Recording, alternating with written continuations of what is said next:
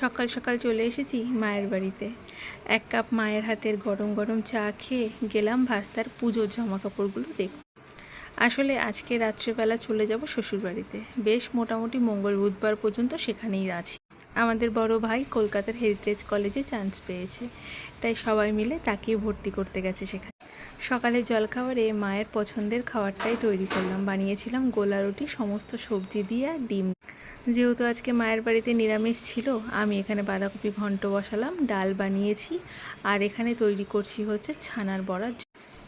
স্নান করে খাওয়াটা সেরে নিলাম আমি আর মা দুজন মিলে। ভাত ঘুম দিয়ে উঠে এক কাপ চা খেয়ে মা আর আমি দুজন মিলে রেডি হয়ে বেরোলাম হচ্ছে মায়ের শাড়ি কিনতে, প্লাস আরও কিছু টুকটাক জিনিসপত্র কেনার জন্য।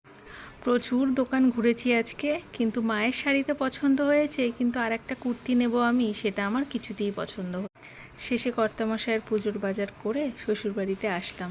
এত মাথা ব্যথা করছিল, কর্তামশাই বানিয়ে দিল এক কাপ গরম গরম চা।